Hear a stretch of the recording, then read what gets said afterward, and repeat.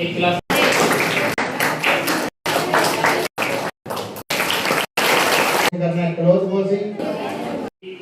आए और डॉक्टर अंबेडकर जी के विचारों को हम विद्यार्थियों के समक्ष प्रस्तुत करें।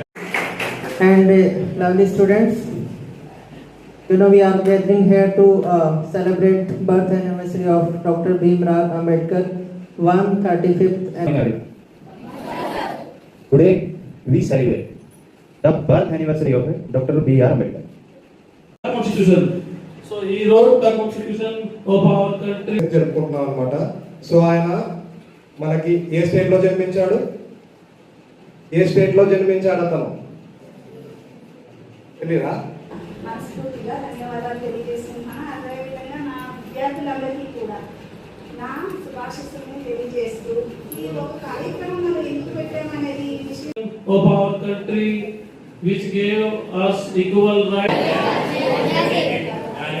యానివర్సరీ మనం జరుపుకుంటున్నాం. అంటే దీనికి గల కారణం మనము చిన్న స్థాయిలో ఈ అంటే ఇప్పుడున్నటువంటి